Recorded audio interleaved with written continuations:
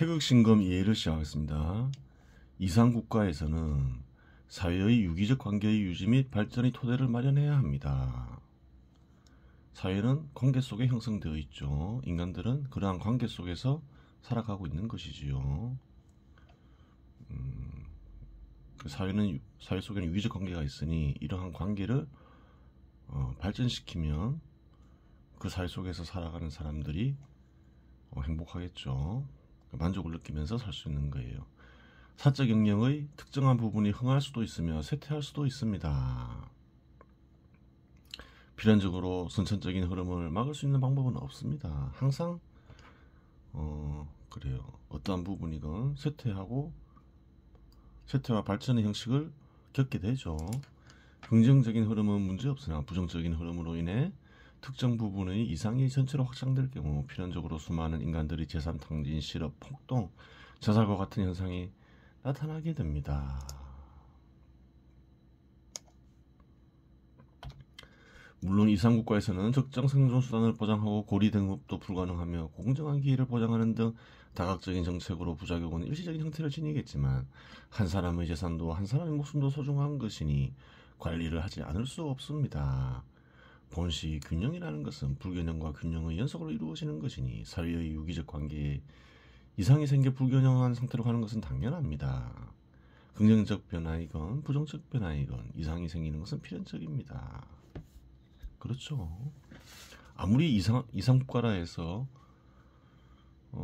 그래요. 항상 균형된 상태로 있는 것은 아니다. 하지만 이상국가에서는 불균형한 상태가 되었을 때 대비책이 있다. 대비를 하는 국가이다. 그렇게 보면 되는 것이겠지요. 지구는 둥글다고 하지만 산도 있고 골짜기도 있고 평야도 있는 법입니다. 하지만 그러한 모든 것들의 결합은 전제 속에서 지구를 둥근 형태로 만들어내는 것과 같은 이치로 불균형의 연속 속에서 균형은 이루어지는 법입니다.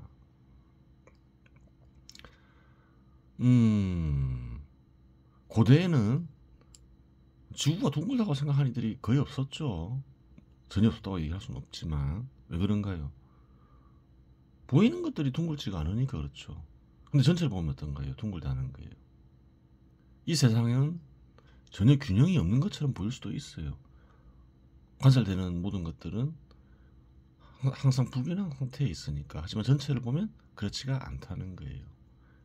적정 생존 수단을 보장하고 경제의 비옥도가 충분한 이상국가에서 불균형을 해소하는 일은 어려운 일이 아닙니다. 그래요.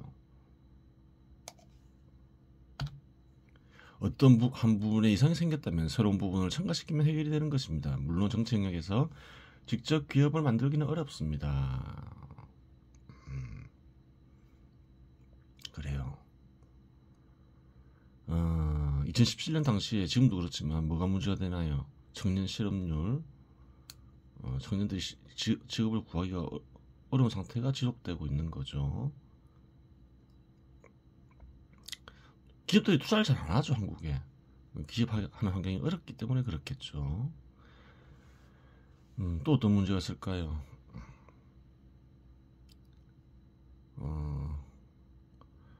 수도권은 크게 발전하는데 수도권 이외 지역이 잘 발전을 안 하죠.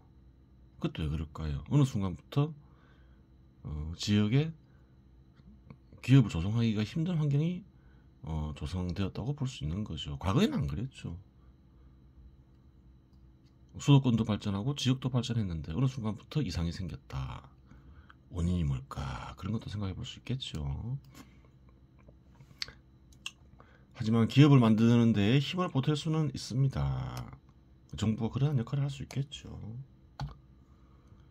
정부 역할이 그거죠. 기본적으로 기업에 힘을 보태는데 어떤 방식으로 보태느냐. 우선은 제도적으로 기업하기 좋은 환경을 만드는 게 첫 번째겠죠. 이상국가에 ABC 유력 기업이 있다면 기업을 만들어주고 지분을 51% 주면 되는 것입니다. 잘 나가는 기업이 있다는 거예요. 그 기업들이 그 기업들을 보다 더 많이 투자하게 하면 된다. 그렇게 얘기를 해놨죠. 그러면 그 기업을 사적 영역의 목적에 맞게 운영할 것이고 자연히 직업들이 창출되고 소득이 발생하고 소비가 이루어져 불균형은 해소되는 것입니다. 무상으로 기업을 만들어주는데 거절할 기업은 존재하지 않으며 유력 기업들이 관리하는 이상 소득도 보장되며 양질의 직업이 창출될 수밖에 없습니다. 또한 많은 협력사들이 고용과 투자를 유발할 것이며 그렇죠. 앞에서 살펴봤죠. 대기업은 그래요. 많은 협력사들과 함께 상품을 만들어 가죠. 한국의 대기업들은 기업을 만드는 과정에서 고용을 창출하고 다른 기업들의 생산물들을 구매해야 하니 다른 기업들의 이윤 역시 증가하여 새로운 투자를 야기할 수 있습니다. 그렇죠. 정치 파급력이 큰 방법을 선택한다는 거죠. 정치 영역 역시 손실은 없습니다. 정부가 무상으로 제공을 하면 정부가 너무 큰 손실을 입는 게 아니냐 그렇게 생각할 수 있잖아요. 기업을 만들어주고 49%의 지분을 얻어라. 그 기업을 운영하는 이에게 대기업에게 유력 기업에게 51%를 주어라. 그 얘기는 왜 그런가요? 주인의식을 갖게 하기 위해서 그런 거죠. 49%의 지분을 지니고 있으니 장기간의 배당과 세금을 통해 원금이 회수되기 때문입니다. 기업이 만들어지면 기업에서 또 법인사회 청구에는 세금을 거둘 수가 있고 이익이 물어나야 되겠죠. 또 기업에 고용된 기업에 참여하는 많은 사람들이 소득을 얻어서 세금을 내게 되죠. 그래요. 또 기업 이익이 나면 배당을 하잖아요. 또 배당을 또 받을 수 있잖아요. 즉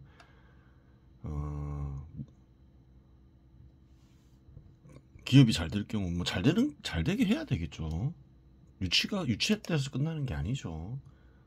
기업이 그 기업 유력기업 투자하게 하고 그 유력기업 잘 되게 제도적인 장치를 마련해야 되는 거죠.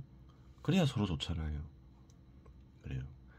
49%의 지분을 지니고 있으니 장기간의 배당과 세금을 통해 원금이 회수되기 때문입니다. 이는 사회의 유기적 관계를 활용한 불균형 해소 기법으로 규정 지을 수 있습니다. 2017년에 이러한 견해를 밝혔죠. 그 이후에 어떤가요? 유사한 일들이 있었어요. 그 전에 것까지는 그 전에 사례는 안 살펴봤지만 2017년 이후에도 유사한 일이 있었다. 완전 동일하진 않지만 볼까요? 언급한 정책과 유사한 정책이 2019년 광주시와 구미시에서 시행되었다. 그래요.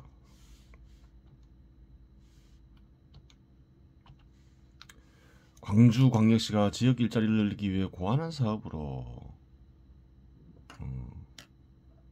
광주형 일자리 사업이 있었죠. 그런 광주형 일자리는 광주광역시가 지역 일자리를 늘리기 위해 고안한 사업으로 기존 완성차 업체 임금 절반 수준의 임금을 지급하는 대신 상대적으로 낮은 임금은 정부와 지방자치단체가 복리후생 비용 지원을 통해 보전한다는 일자리 창출 사업이다. 2019년 1월 30일 광주시와 현대차 간 합의안이 의결되고 31일 협약식이 개최되면서 사업의 첫 발을 내디뎠다. 그래요. 유사한 일이 있었어요.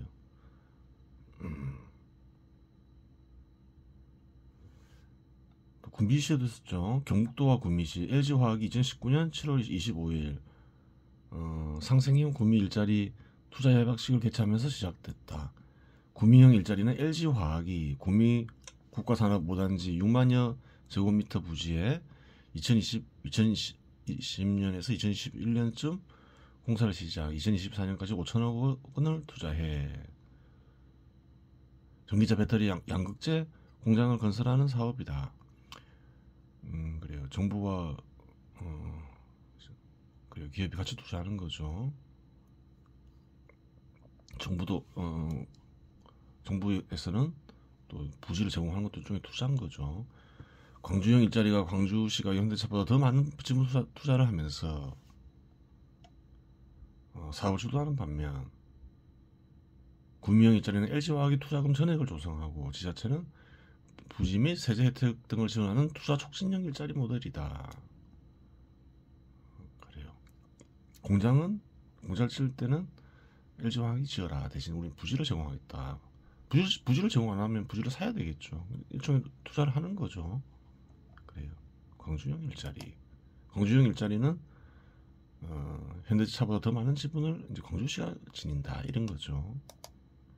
유사한데 제시한 것과 완전히 동일하진 않죠. 좀 취지에 맞지 않는 부분이 있는 거예요. 광주형 일자리는. 어떤 부분이 안 맞나요? 광주형 일자리 2019년 1월 30일 광주시와 현대차가 합의한 그래요. 광주시와 현대차는 7천억 원을 투입한다. 근데 지분은 광주시가 더 많이 갖는다. 그래요. 앞에서 제시한 방법과 그래요. 같으면서도 다른 부분이 있는 거죠. 뭐 기술적 차이가 나는 거는 그래요. 기술적으로 뭐 이런저런 생각해 볼 수 있는 거죠. 좋은 기술을 찾는 게 좋겠죠. 뭐 이글에서 제시한 기술이 꼭 정답이라고 얘기할 수는 없는 거예요. 한번 찾아볼 수 있겠죠.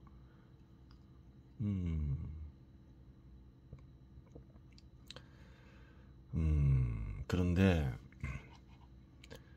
정부가 기업 참여에 직접적인 도움을 준다. 이것은 다 마찬가지인데 구미형 일자리나 광주형 일자리나 광주형 일자리에 어떤 문제가 있나요?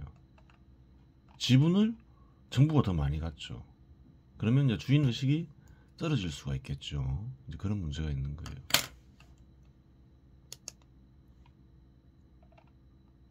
그러면 문제가 생길 수 있다는 거예요. 재고 함정 딜레마, 쌓이는 캐스퍼, 속타는 현대차. 그래요. 판매 부진. 그렇죠.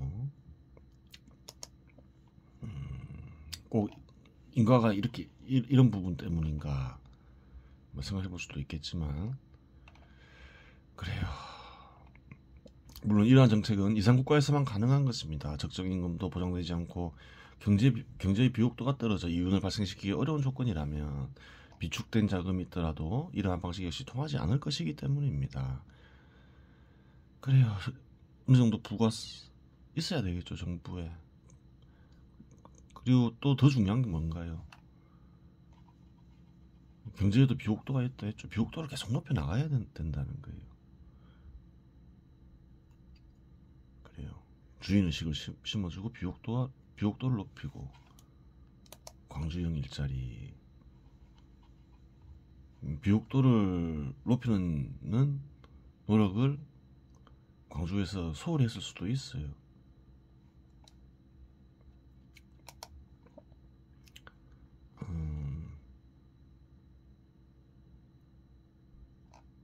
그래요. 이산국가에서 불균형을 해소시킬 수 있는 방법은 여러 가지가 있을 수 있겠으나 가장 직접적이고 효과적인 방법은 위의 방법이라고 하겠습니다. 위 방식은 특혜 논란이 일 수 있는데 그렇죠.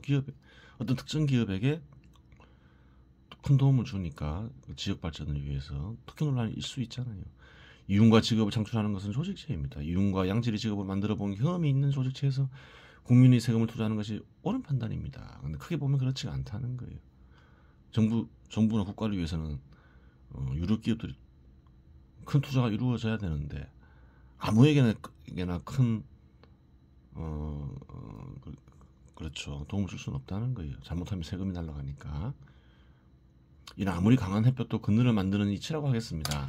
그늘을 어둠과 연결시켜 부정적인 것으로 인식하지 않고 햇볕이 강한 날 휴식을 제공하는 자리 정도라고 긍정적으로 생각한다면 특별할 것도 없습니다. 그래요. 이제 사적 영역의 양적 성장과 질적 전환을 다루도록 하겠습니다. 이는 문명의 발전과 도약을 다루는 부분으로 한도 돌파 이치가 적용되며 이 부분은 사적 영역의 불변의 형식에서 마지막으로 다루는 부분이기도 합니다. 그래요. 한 인간의 인생에서도 한도 돌파가 일어날 수도 있겠지만 기업과 같은 조직체, 더 나아가 국가와 같은 큰 조직체에서도 한도 돌파가 이루어질 수가 있다. 그렇게 얘기하는 거죠. 이 부분을 파악하기 위해서는 우선 사회의 보편적 양적 성장의 원리를 우선 알아야 하는데, 분석의 편을 위해 분배 형식이나 사회적으로 존재하는 힘들 및 다른 절대적 개념들의 작용은 제외하고 고찰합니다. 특정한 사회가 양적 성장을 하는 데는 두 가지 방식이 존재합니다. 사회 내 자체의 존재하는 특수의 형태를 띠는 보편적 원리에 입각한 양적 성장이 있고, 양적 성장에 필요한 물적 토대와 인적 토대를 약탈함으로써 이룩하는 양적 성장이 존재합니다. 약탈을 통해서도 양적 성장이 이루어질 수 있죠. 약탈을 통하지 않고서도 양적 성장을 이룰 수 있잖아요. 생산성 강화를 통해서. 양적 성장의 원리는 전체 생산물의 일부가 더 많은 생산물을 만들고, 그렇죠, 더 좋은 생산물을 만드는 데 이용되는 것입니다.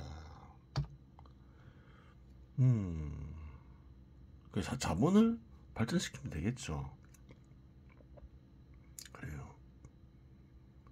인간이 필요한 것을 얻는 데 필요한 자본을 발전시키면 돼요. 따라서 더 많은 생산물을 만들고, 더 좋은 생산물을 만드는 데 이용되는 부분이 없고 모두 소비된다면 유지될 수는 있어도 양적 성장이 이루어지지 않습니다. 예를 들어 1년간 사회가 생산한 1000의 생산물 중 600은 생존수단으로서 생존에 이용되고, 200은 소모된 작업수단을 대체하여 다음 해의 생산에 이용되고, 여분의 200의 생산물이 존재한다고 가정했습니다. 여분의 200의 생산물이 좀 더 풍요로운 삶이나 욕망 충족을 위해 모두 소비되는 사회는 양적 성장을 할 수 없습니다. 생존하고 남은 것을 간신히 이제 소모된 작업 수단을 대체하는 정도로만 하고 있다. 그러면 그런 사회는 발전할 수가 없는 거죠. 그런 사회가 특히 가난한 사회이다. 그럼 계속 가난하게 살게 되겠죠. 그래요. 여분의 200의 생산물이 좀 더 풍요로운 삶이나 욕망 충족을 위해 모두 소비되는 사회는 양적 성장을 할 수 없습니다. 그러면 여분의 생산물이 분석의 편을 위해 모두 새로운 생산물을 생산하기 위해 사용된다고 가정하겠습니다.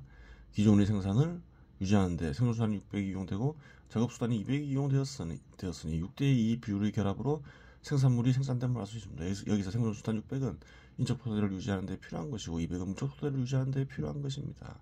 이는 추가 생산물을 생산하는 데 조건이 변화가 없다면 인적 토대와 물적 토대의 3대1의 비율로 여분의 생산물을 분리하여 인적 토대와 물적 토대를 마련하는 데 투자하면 추가적인 생산물의 획득이 가능해짐을 가리킵니다. 그러면 여분의 생산물 200 중 150은 생산수단이 되고 3대1이니까 50은 작업수단이라고 가정하여 생산이 진행되면 생산이 그 전에 비해 추가적으로 25% 증가하여 이루어지게 되니 생산물은 그에 비례하여 증가하여 1년간 1250에 해당하는 양이 생산됨을 알 수 있습니다. 이는 아무런 장애가 없이 진행될 때 시대와 공간을 초월해 양적 성장이 진행되는 보편적 기본 원리가 됩니다. 하지만 양적 성장을 추구한다고 하더라도 장애가 발생합니다. 가장 대표적인 장애는 양적 성장의 토대가 무한하지 않고 제한된 양을 지니고 있다는 사실입니다. 고대 농경 국가의 경우 구성원들이 현명하여 양적 성장을 추구하였다고 하더라도 양적 성장의 토대가 되는 토지가 무한한 것이 아닙니다. 고대 농경 국가에서도 양적 성장을 추구했을 수 있죠. 하지만 내적으로 예를 들어서 생산성을 강화하려고 했다. 하지만 한계가 있다는 거예요. 토지가 무한한 것이 아니니까. 그러한 곳에서는 양적 성장을 어느 정도 달성하면 양적 성장을 추구하더라도 용이하지 않음을 알 수 있습니다. 현대 국가라고 하더라도 형태만 다르지 예외는 아닙니다. 시장은 생산되는 생산물을 모두 소비시켜주는 공간이 아닙니다. 수요가 존재하고 일정 기간 수요는 한정된 양을 지니고 있으니 한정된 양에 대응하는 만큼의 양적 성장만 가능한 것입니다. 어느 사회에서나 불변 형식이라 했죠. 자본을 발전시키는데 유지하고 발전시키는데 생산물을 투입해야 되는 거예요. 그러지 않으면 정체가 되겠죠. 계속 가난하게 사는 거죠. 그러한 인식이 없었던 국가 중에 하나가 조선이죠. 장기간 그래요. 발전하지 못하면서 가난하면서 사회 구성들 대부분은 또 수탈도 많고 그런 와중에 결국 멸망했잖아요. 굉장히 중요한 부분이라는 거예요. 그러면 생산물 일정 부분을 항상 자본의 발전에 투입해야 되는데 전부 투입할 수는 없겠죠. 여기서는 분석의 편을 위해서 전부 투입한다고 했지만 전부 투입하더라도 성공한다는 보장이 없죠. 일정 부분 실패하는 부분이 있을 수 있겠죠. 현 시대는 시장에서 다 팔려야 되잖아요. 안 팔리면 큰일 나잖아요. 그러면 더 곤란한 상황에 처할 수가 있다는 거예요. 이제 그런 부분까지 고려해야 되지만 기본적으로 사회는 단순히 먹고 사는 데만 투자하는 게 아니라는 거예요. 현실 속에서 자본을 기본적으로 유지하는 데는 투자돼야 되는 거고 또 발전시키는 데 투자를 해야 되겠죠. 또 그게 다는 아니겠죠. 또 만일의 사태를 위해서 대비하기 위한 그것도 마련해야 되겠죠. 그런 부분이 있는 거예요.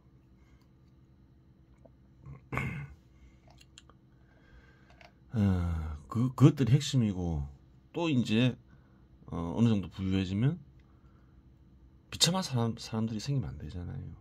복지를 위해 써야 될 목도 필요하고 그렇게 되는 거예요. 그러한 것들은 모두 다 일을 해서 생기는 거죠. 이것저것 다 하고 싶으면 일을 엄청나게 많이 해야 되는 거예요. 일을 엄청나게 많이 하지 않기 위해서는 어떻게 해야 되나요? 일을 엄청나게 하지 않고도 다 달성할 수 있는가? 그러면 영리하게 일을 해야 된다는 거예요. 똑같이 열심히 일을 해도 똑같은 시간을 일해도 일정 기간 잘 사는 국민이 있는가 하면 못 사는 국민이 있잖아요. 국가적으로 보면 어떻다는 건가요? 그래요. 영리하게 일하는 것과 영리하게 일하지 않는 것의 차이가 돼버리는 거죠. 그렇게 되는 거예요. 앞에서 살펴본 내용은 양적 성장의 보편적 원리 중에서도 기본적인 것이며 일반적 원리는 복잡하게 진행됩니다. 여분의 생산물이 양적 성장을 위해 투입된다는 보장은 없습니다. 욕망 충족 수단의 생산에 일부는 사용될 것이고 일부는 비축의 목적이건 향후 상속의 목적이건 사용이나 소비 없이 축적될 수 있습니다. 이 두 부분 역시 어느 정도 발전을 이룬 사회에서는 항상 발견되는 것으로 필연적인 현상입니다. 무조건 자본의 발전에 전부 투입되는 것은 아니다. 그리고 그런 현상은 특별히 이상한 게 아니다. 필연적인 현상이다. 그렇게 이글을 쓰는 얘기하고 있죠. 공간과 시간을 초월하여 예술품이 발견되는 것이 욕망 충족 수단의 필연적인 존재를 가리키고 있으며 축적을 담당하는 직업의 존재가 단순히 축적의 필연성을 가리키고 있습니다. 조선에서도 객주라는 직업이 존재하며 왕실이나 지주 양반이 자금을 관리하는 적이 있습니다. 그래요. 객주를 일종의 금융기관이라고 하는 것은 객주가 상품 매매를 하는 데 있어 화물을 담보로 대금업체 또는 자금 융통을 한 것과 어음 발행 또는 인수했을 뿐만 아니라 환표를 발행하고 또 인수하고 또 하주의 자금 왕실 귀족 양반이 예금 업무까지 취급했기 때문이다. 그래요. 따라서 양적 성장에 사용되는 생산물은 이러한 부분들을 제하고 고찰되어야 합니다.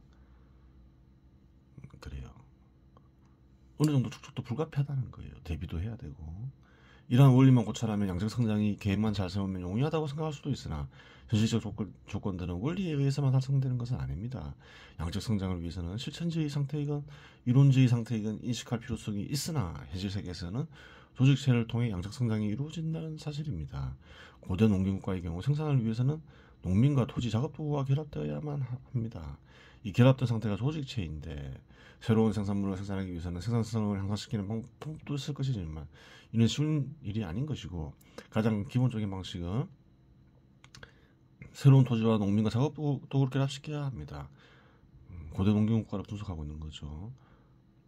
기본 원리는 다 같죠. 자본의 발전, 토지의 경우 양이 한정된 것도 있지만 토지마다 구체적인 질, 즉 비옥도가 다르기 때문인데 이는 자연적인 조건을 이런 것입니다. 토양 자체가 비옥도가 높을 수도 있고 낮을 수도 있고 농작물이 자라는데 물을 되게 용이한 위치에 존재할 수 있는가 하면 그렇지 못한 토지도 존재할 수 있습니다.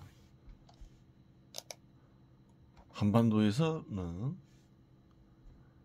물을 되게 용이한 곳은 논농사가 행해졌고 물을 되게 용이하지 않은 곳은 밭농사가 행해졌습니다. 이처럼 생산물은 조직체를 통해 생산되는 것이고 양적 생산 역시 조직체를 통해 이루어지는 것이기 때문에 단순한 수치에 입각한 이치에 의해 결과가 나오는 것은 아닙니다. 그런데 중요한 건 뭔가요? 이치를 알고 실천을 해야 한다는 거예요. 항상 마음의 염두에 두어야 된다는 거예요. 그렇지 않으면 엉뚱한 견해가 판을 칠 수 있는 거죠. 조선시대 관념에는 이런 게 없는 거죠. 이러한 이치가 없으니까 그러한 관념이 또 생겨나지 않는 거죠. 그래요. 자본에 대한 인식이 없고 자본의 발전에 대한 인식이 없었다는 거예요. 남은 시간은 틀금화종지를 보도록 하겠습니다. 여일반 입정, 보통 정에 들 때는 정은 뭔가요? 선정에서 정이 똑같은 한자가 발견되죠. 계속 말하는 게 뭔가요? 회광이죠. 정한 상태에 들어간다. 이것은 회광, 돌며 비추는 일에 들어간다. 불교 입장에서는 지관, 그치며 관찰한다. 다음 무엇을 가리키나요? 자, 비유적 표현이죠. 넋의 작용을 거치고 어리작용을 일으키는 것을 가리키죠. 그 넋의 작용을 거치고 어리작용을 일으키며 들어갔으면 이 고목사제지의다. 우선 돌리며 살피는 일, 마음을 관찰할 수 있게 되겠죠. 그 마음에서 주로 무엇이 발견될까요? 처음에 이제 그 정에 들어가게 되면 마음을 살피게 되면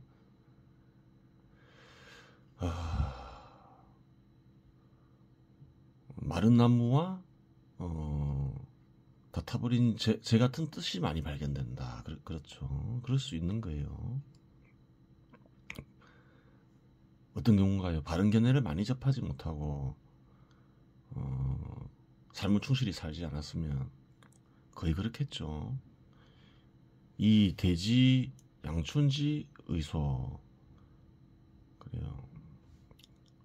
입증을 하게 되더라도 비유적 표현이죠. 그 넋의 작용으로 인해 생긴 뜻들이 많이 발견되고 대지 양춘지 의소 다 비유적 표현이죠. 대지의 따뜻한 봄 같은 뜻은 적다.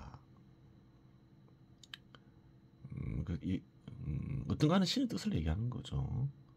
어떤가는 신의 뜻, 뭐 진리와 진실이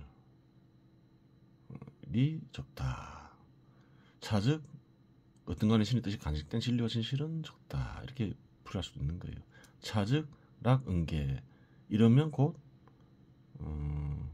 엄한 세계에 떨어진다. 비유적 표현이죠. 엄한 세계는 뭔가요? 럭스의 세계를 가리키죠.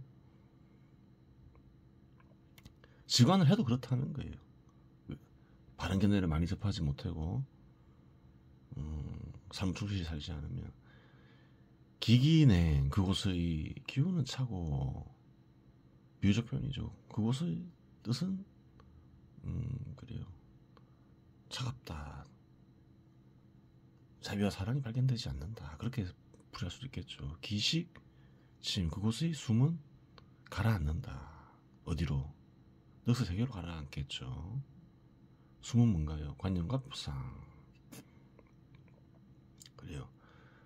차유, 허다, 한쇠, 경상 또한 결국 어떻게 되냐 그런 사람은 영혼은 그런 의식은 차고 세락하는 경치와 형상을 인정하게 된다. 왜? 보이는 게 그러니까. 넋의 세계 세상에 아닌 넋의 세계는 어떤가요? 간단하게 이제 물줄기를 보면 되죠. 다 변하죠. 생물들은 다 늙어서 죽고 경치도 계속 바뀌고 그래요. 넋의 세계는 그러하죠. 마음에서 나타나는 넋의 세계도 그러하죠. 물질과 공간으로 이루어진 세계에서도 관찰되지만 물론 물질과 공간으로 이루어진 세계에서는 서도 불변적인 게 발견되죠. 예전에 설명했죠. 근데 그래요. 그렇게 쇠퇴하고 멸망하는 것만 나타나면서 어떻게 되나요?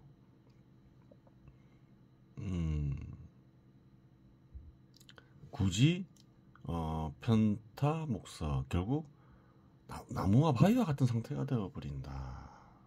그래요. 비유적 표현이죠. 어떤가 영원한 존재는 뭔가요? 누군가요? 어떤가는 신이겠죠. 어떤가는 신은 그래요. 어떤가는 섭리 깎여서 생각하지만 목석은 뭔가요? 생각이 없어진다 이 말이죠. 섭리 깎여서 생각할 수 없게 된다. 생각이 없어진다. 그렇게 표현할 수 있는 거예요. 참뜻을 보겠습니다. 보통 럭스의 작용을 거치고 어리 작용을 일으키더라도 그릇된 견해를 접하고 삶을 충실히 살지 않았다면 마음에서 럭스의 작용으로 인해 생겨난 뜻만 넘쳐나고 어리 작용으로 인해 생겨난 뜻은 찾기 어려울 정도로 적어 결국 럭스의 세계로 떨어지고 만다. 고고수의 뜻은 욕망으로 가득 차고 럭스 세계는 욕망으로 가득 차죠. 고고수의 표상과 관념은 럭스 세계로 가라앉아 차고 세락하는 경치와 모습을 당연한 것으로 받아들이게 된다. 그런 이들도 많죠. 현 시대에도. 그래요. 전심으로 날아오르지 못하고 럭스 세계로 떨어지면 그렇게 되는 거예요. 오래도록 그와 같은 상태가 되면 의식은 결국 나무나 바위같이 생각 없는 존재가 되어 어떤가는 신과 같은 존재가 될 수 없다. 그래요. 좋은 견해를 접하고 삶을 충실히 사는 게 중요해요. 그래요. 어느 순간에 지간이 이루어지면 그럼 어떻게 될까요? 좋은 견해를 접하고 삶을 충실히 살았으면 선정이 가능해지는 순간, 즉 돌리며 비추는 일이 가능해지는 순간 마음에는 절로 어떤가는 신의 뜻들이 넘쳐나면서 어떤가는 신의 마음이 그냥 드러나버리겠죠. 그래요. 그 좋은 견해를 접하고 삶을 충실히 사는 게 중요한 거예요. 럭스 장을 거치고 어리 장을 일으킬 수 있는 시기가 언제인지 모르잖아요. 40대일 수도 있고 50대일 수도 있고 60대일 수도 있고 70대일 수도 있고 80대일 수도 있고 나이가 중요하지 않다는 거예요. 자신이 좋은 견해를 많이 접하고 그래요. 삶을 충실히 살았다면 그 순간 된다는 거예요.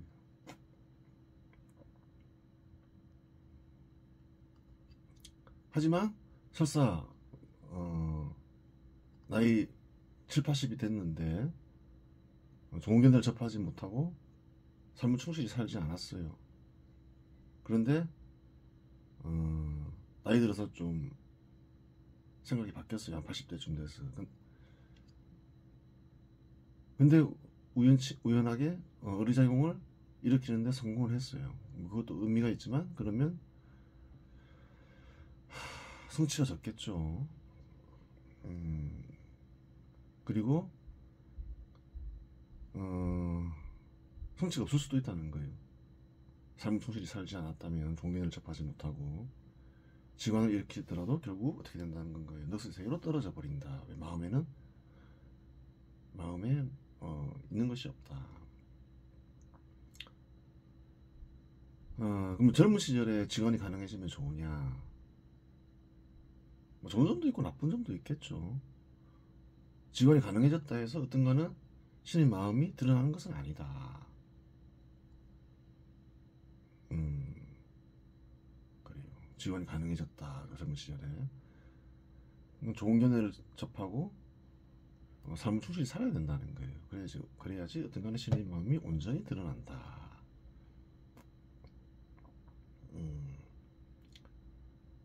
어느 게 더 빠를지는 알 수 없죠. 어떤 간에 신의 마음을 드러내는 게 핵심이니까. 지간을 할 수 있게 됐다. 돌림 살피는 일을 할 수 있게 됐다. 근데 삶을 충실히 산다는 게 쉬운 것도 아니죠. 좋은 견해를 접하는 것도 쉬운 일이 아니고. 그래요. 그 노력을 해야 되는 거예요. 40대 성취를 거둘 수도 있고 50대 성취를 거둘 수도 있고 근데 좋은 견해와 좋은 견해를 많이 접하고 삶을 충실히 살았다면 어느 순간 지원이 가능해지면 또 성취가 또 가능한 거죠. 그게 40대가 될 수도 있고 50대가 될 수도 있고 그 두 가지 길이 있는 거죠. 넋을 작용을 거치고 어리작용을 일으키면서 좋은 견해를 접하고 삶을 충실히 살아서 어떤가는 신의 마음을 드러내는 방법이 있고, 우선 지간을 못하더라도 넋의 작용을 거치고 그 좋은 견해를 접하고 삶을 충실히 살면서 어느 순간 지간이 되면서 성취를 거두는 경우가 있고, 두 가지 경우가 있는 거예요.